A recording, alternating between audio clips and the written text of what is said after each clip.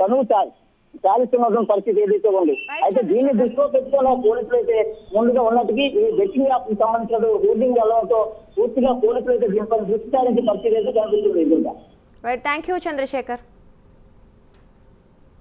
తెలంగాణ ప్రజలకు BRS working president KTR బహిరంగ లేఖ రాశారు. కంచగచ్చిబౌలి హెచ్సియు రక్షణకు అంతా ఏకమవుదామని పిలుపునిచ్చారు. ఎకో పార్క్ పేరుతో ప్రభుత్వం మరో మోసానికి తెరలేపిందని మండిపడ్డారు. ఎకో పార్క్ నిర్ణయాన్ని ప్రభుత్వం వెంటనే వెనక్కి తీసుకోవాలని కేటీఆర్ డిమాండ్ చేశారు. అభివృద్ధి పేరు అడవిని నాశనం చేయాలనుకునే వారికి తాము వ్యతిరేకమన్నారు. ప్రకృతిని నాశనం చేసే ప్రాజెక్టులకు వ్యతిరేకంగా పోరాడతామన్నారు. ఈ విషయం గురించి మరింత సమాచారం మా కరెస్పాండెంట్ చందు అందిస్తారు. చెప్పండి చందు. తెలంగాణ ప్రజలకు, విద్యార్థులకు, పర్యావరణ ప్రియులకు కేటీఆర్ బహిరంగ లేఖ రాశారు. ముఖ్యంగా గచ్చిబౌలి హెచ్సియు రక్షణకు చేతులు కలపండి అంటూ ఆయన పిలుపునిచ్చారు. ముఖ్యంగా 400 ఎకరాల పర్యావరణం ప్రమాదంలో పడింది. 734 జాతుల మొక్కలు, 220 పక్షులు, 15 సరీసృపాలు, 10 క్షీరదాల ఆవాసం నాశనం కాకుండా మనమంతా కలిసి ఆపుదామంటూ ఆయన పిలిపించారు. ముఖ్యంగా ప్రభుత్వం ఆర్థిక లాభం కోసం పర్యావరణం పైన దాడి చేస్తోంది. ప్రభుత్వం పర్యావరణాన్ని నాశనం చేసే ప్రణాళికలు కొనసాగిస్తోంది.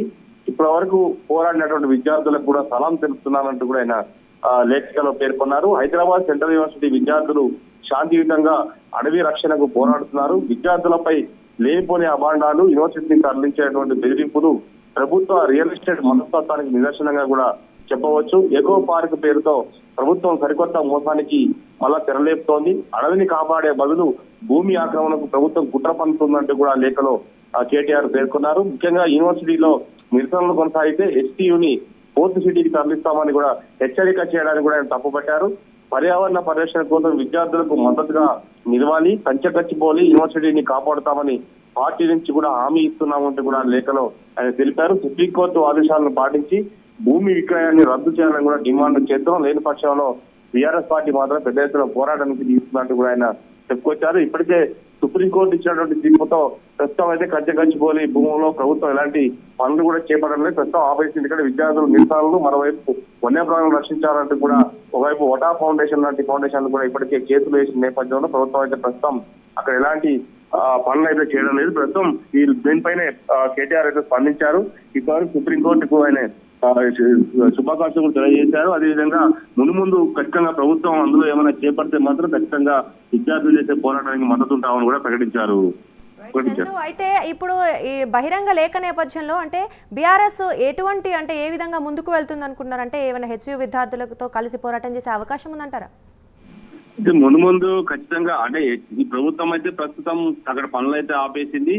కానీ ముందు మళ్ళీ ఏమైనా సుప్రీంకోర్టు డైరెక్షన్ తర్వాత పిటిషన్ అయితే ప్రభుత్వం అయితే వేసింది. మరో పిటిషన్ కూడా దాఖలు చేయబోతుంది. ఈ నేపథ్యంలో ఒకవేళ సుప్రీంకోర్టు నుంచి మళ్ళీ ఏమైనా ఆదేశాలు వచ్చిన తర్వాత ప్రభుత్వం కనుక మళ్ళీ పనులు కొనసాగించి అక్కడ బుల్డోజర్లు నింపితే మాత్రం ఖచ్చితంగా విద్యార్థులకు మద్దతుగా పోరాటం అయితే కొనసాగిస్తాం. ఖచ్చితంగా తాము అండగా ఉంటామనే సందేశాన్ని అయితే ఈ లేఖ ద్వారా కేటీఆర్ చెప్తా ఉన్నారు. ముఖ్యంగా నిన్న కేసీఆర్ ఎర్రబెల్లి వ్యవసాయ క్షేత్రంలో పార్టీ నేతలతో సమావేశం సందర్భంలో కూడా ఈ భూముల పైన కూడా ఆయన కామెంట్స్ చేశారు. ఎందుకంటే మనం ప్రభుత్వ హయాంలో పర్యావరణాన్ని కాపాడాం, అనేక చెట్లను నాటాం. కానీ కాంగ్రెస్ ప్రభుత్వం వచ్చిన తర్వాత పర్యావరణాన్ని నాశనం చేసే విధంగా వ్యవహరిస్తోంది. ఆ ప్రభుత్వం మొత్తం కూడా ఇలాంటి చర్యలను సహించలేదు. ఖచ్చితంగా కంచగచ్చిబౌలి భూములు కాపాడేందుకు బీఆర్ఎస్ తరఫున పోరాటం చేయాల్సిందే, ఖచ్చితంగా పోరాటం చేస్తాము అనేటువంటి విషయాన్ని కూడా కేసీఆర్ పార్టీ నేతలతో చెప్పిన నేపథ్యంలో ఈ రోజు కేటీఆర్ లేఖ రాయడం మాత్రం దీనికి మద్దతు కనిపిస్తా ఉంది. ఖచ్చితంగా ఈ భూముల విషయంలో మాత్రం ఖచ్చితంగా పోరాటానికే దిగుతామనే సందేశాన్ని బీఆర్ఎస్ పార్టీ ఇస్తోంది. Thank you Chandu. Deputy CM Pavan Kalyan 2 రోజుల పాటు ఉమ్మడి విశాఖ జిల్లాలో పర్యటించనున్నారు. రేపు ఉదయం హైదరాబాద్ నుంచి విశాఖకు చేరుకుంటారు. అనంతరం అరకులోని చాపరాయి నుంచి రోడ్డు మార్గం ద్వారా ముత్యాలమ్మ ఆలయానికి వెళ్తారు. అక్కడి నుంచి పెద్దపాడు గిరిజన గ్రామానికి నడిచి వెళ్లి అభివృద్ధి పనులు ప్రారంభిస్తారు. అక్కడి నుంచి విశాఖ హరిత హోటల్స్ కు చేరుకుంటారు. తర్వాత 8వ తేదీన ఉదయం 9 గంటలకు సుంకరమెట్టలో పర్యటిస్తారు. మధ్యాహ్నం విశాఖ జూను సందర్శిస్తారు.